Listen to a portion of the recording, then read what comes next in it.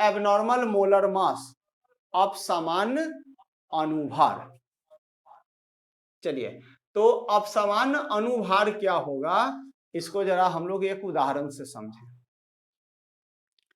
कि अगर एक मिठाई था जिसका वजन था 100 ग्राम। उस टॉपिक को पढ़ने के लिए यहां पर देखना, अपना पहले हमको बता दो। एक दूसरा मिठाई था, इसका भी वजन था 100 ग्राम। अब ये दोनों मिठाई लेकर किसी आदमी के सामने गया, तो वो आदमी कहा कि ना 2 गो मिठाई हम नहीं खाएंगे, 1 गो मिठाई खाएंगे। अब तेरा मन है कि दोनों मिठाई हम खिला दें, तो इसके लिए क्या किया, दोनों को मिला दिया, एगो बना दिया, कंबाइन कर दिए। तो इसको हम लोग एसोसिएशन कहेंगे। माने मिला दिए तो इसको क्या कहें, एसोसिएशन। और अगर अब तो ये एसोसिएशन हो गया। अब बताओ कि एसोसिएशन के केस में इसका भार अब तो निश्चित तौर पे क्या होगा, इसका भार ज्यादा होगा पहले से।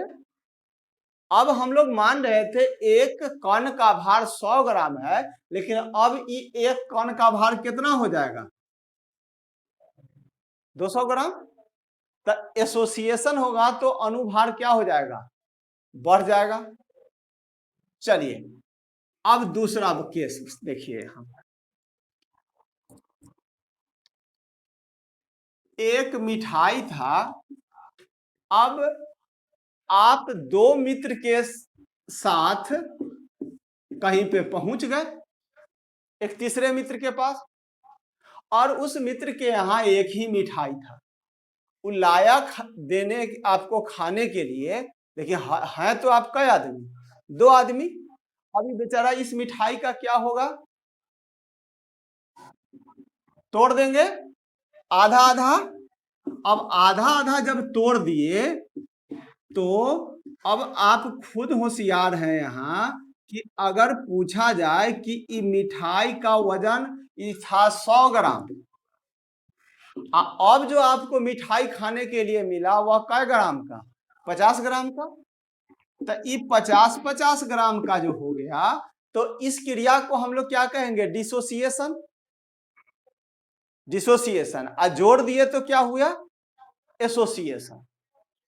तो एसोसिएशन के केस में मोलेकुलर मास क्या हो जाएगा, बढ़ जाएगा। और डिसोसिएशन के केस में मोलेकुलर मास क्या हो जाएगा, घट जाएगा। तो इसी क्रिया को अब हम लोग आ जाए केमिस्ट्री में, कि एक यौगिक है CH3COH, इसका नाम है एसिटिक एसिड। एसिटिक एसिड, तो एसिटिक एसिड जो होता है, इसका स्ट्रक्चर ये होता है। इसके 2 मोलेकुल आपस में अगर जुट जाए, देखो ध्यान से तब समझ में आ जाएगा। तो ई O पर होता है माइनस चार्ज, और H पर कैसा होता है, प्लस चार्ज। तो एसिटिक एसिड का 2 अणु जो है आपस में जुट जाता है। तो जुट गया तो अब एक भार क्या हो जाएगा, बढ़ जाएगा। एसिटिक एसिड को अगर हम किसी बर्तन में रख दें, तो उसके अणु आपस में हाइड्रोजन बॉन्ड बना लेता है, और हाइड्रोजन बॉन्ड बनाने के कारण इसका अनुभार क्या हो जाता है, बढ़ जाता है। तो एसोसिएशन के केस में अनुभार क्या हो गया, बढ़ गया। वही दूसरा केस देखे, NaCl। NaCl का कई अणु, एक अणु है, इसमें एक वो कण है NaCl का। अब पानी में घोल दें तो Na+ एगो हो जाएगा, और Cl- एगो हो जाएगा। अब बताइए, Na+ का वजन तो घट जाएगा, इसके अपेक्षा इसका वजन कम होगा, और इसके अपेक्षा Cl का भी वजन कम होगा। काहे कि NaCl क्या हो गया, टूट गया, डिसोसिएट हो गया। तो इन केस ऑफ एसोसिएशन और डिसोसिएशन, यानी कि संयोजन या वियोजन के स्थिति में, संयोजन माने जुटना, अब वियोजन माने टूटना। तो संयोजन या वियोजन के स्थिति में यौगिकों का अनुभार सामान्य से ज्यादा या कम हो जाता है, जिसे अपसामान्य अनुभार कहा जाता है। बात समझ में आया? संयोजन या वियोजन के स्थिति में यौगिक के अणु का भार सामान्य से ज्यादा या कम हो जाता है, जिसे अपसामान्य अनुभार कहा जाता है। तो इसी को हम लोग को लिख लेते हैं। चलिए लिखिए, तो इनके संयोजन या वियोजन के स्थिति में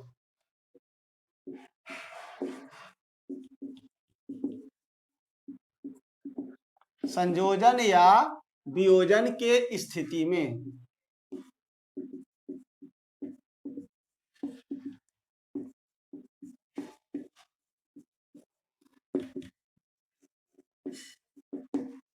अणुओं का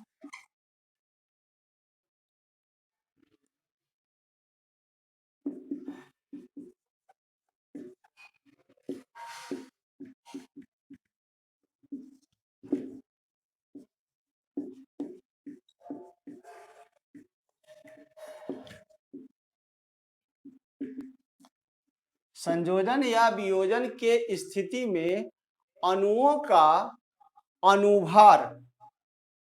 का अनुभार सामान्य से बढ़ जाता है या घट जाता है। सामान्य अणुओं का अनुभार सामान्य से बढ़ जाता है या घट जाता है। सामान्य से बढ़ जाता है या घट जाता है, जिसे अपसामान्य अनुभार कहा जाता है। जिसे अपसामान्य अनुभार कहा जाता है। जिसे अपसामान्य अनुभार कहा जाता है। पर अगर आप चेंज करके लिखना,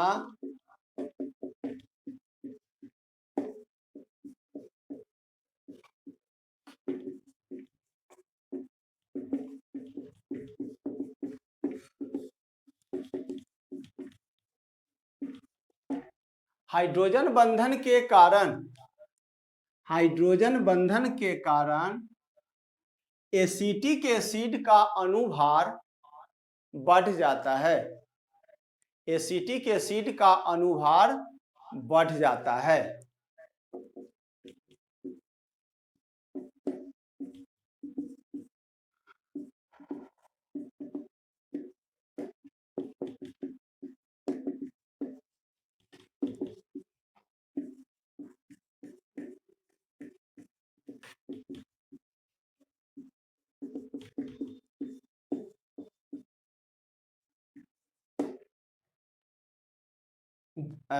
उसके नीचे लिखना, जल में NaCl के विघटन के कारण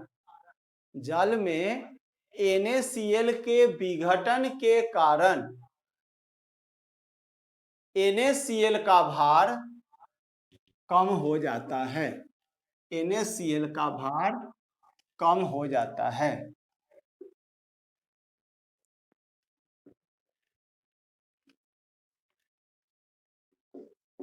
last topic, Van't Hoff factor.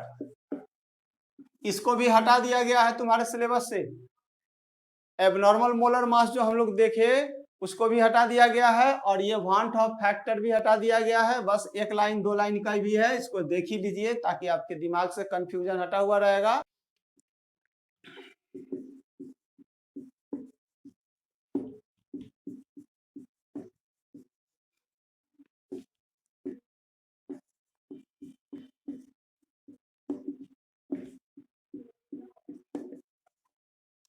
Want half गुणांक हेडिंग बना लो। वॉन्ट हॉफ फैक्टर या वॉन्ट हॉफ गुणांक।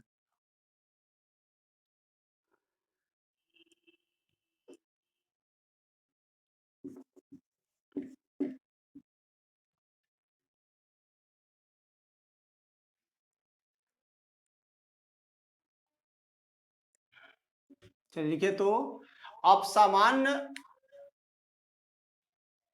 अनुभार को एक गुणांक के द्वारा अपसामान्य अनुभार को एक गुणांक के द्वारा सूचित किया जाता है जिसे वॉन हॉफ गुणांक कहा जाता है, जिसे वॉन हॉफ गुणांक कहा जाता है।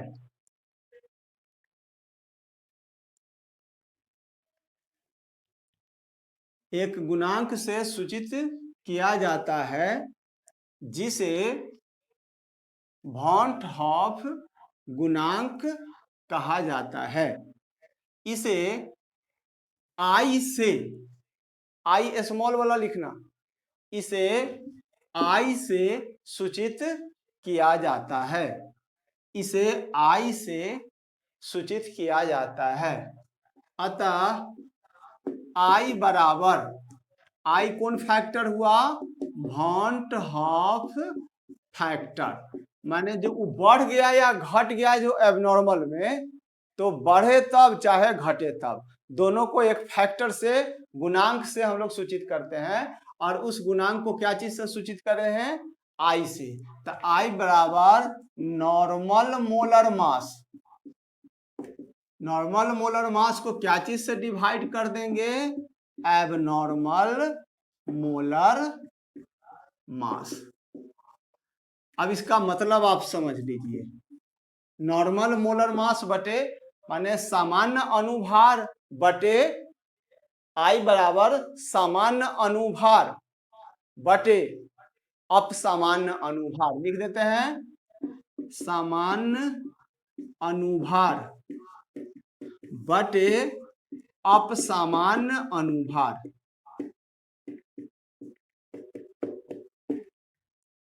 आई बराबर नॉर्मल मोलर मास बटे एबनॉर्मल मोलर मास। अब ई फैक्टर का मतलब समझो कि अगर नॉर्मल मोलर मास कोई का है 100 ग्राम, ठीक है, अब प्रैक्टिकल के द्वारा भी हमको निकाल कर आया 100, तो 100 से 100 कट गया, आई का मान कितना हो गया? 1 हो गया। तो 1 हो गया तो एबनॉर्मल मोलर मास इसका नहीं हुआ। लेकिन कोई यौगिक का अनुभार 100 था, हमको आ गया इसका अनुभार 110, तो अब बताइए इसका अनुभार तो पहले से घट गया, तो फैक्टर हमको कितना आ जाएगा? 0.98 लगभग, मतलब जो काट कर आया, तो ई वॉन हॉफ फैक्टर हो गया। ठीक है, तो वॉन हॉफ फैक्टर 1 से ज्यादा भी हो सकता है और 1 से कम भी हो सकता है। तो अनुभार पर वह निर्भर करेगा और इसको हम लोग कहते हैं एबनॉर्मल मोलर मास और उसका फैक्टर, जिसको हम लोग कहेंगे वॉन हॉफ फैक्टर। अब अगर वॉन हॉफ फैक्टर लग गया तो चारों के चारों फार्मूला जो हम लोग पढ़े थे उसको जरा एक बार देख लीजिए, तो बिल्कुल सब में आई जोड़ देना है। तो पहला हम लोग पढ़े थे P not minus P S बटे पी नॉट बराबर क्या लिखे थे? एक्स, और x बराबर क्या था? n by N plus N. अब बताइए तो इसका वॉन हॉफ फैक्टर लगाएंगे तो क्या हो जाएगा? P not minus P S बटे पी नॉट, बोलना I into N by N plus N, माने आई का मान अगर 1 होगा तो इसके मान में कोई परिवर्तन नहीं हुआ। दूसर का हम लोग पढ़े थे डेल्टा टीबी बराबर के बी इंटू सी एम। अब बोलो वॉन हॉफ फैक्टर लगाएंगे तो क्या हो जाएगा? डेल्टा टीबी बराबर I into K B into C M. तीसरा नंबर डेल्टा टीएफ बराबर K F into C M, delta TB बराबर I into K F into C M. और चौथा नंबर पढ़े थे पाई बराबर सी आर टी, याद है? तो यहाँ पाई बराबर क्या हो जाएगा? एन आई इंटू सी आर टी। तो सब में क्या फैक्टर लगा? वॉन हॉफ फैक्टर आई लगा दिए, और कोई चेंजिंग हुआ? नहीं। तो ये हुआ वॉन्ट ऑफ फैक्टर के साथ फॉर्मूला और विदाउट वॉन्ट ऑफ फैक्टर के। तो यह था आपका सॉल्यूशन चैप्टर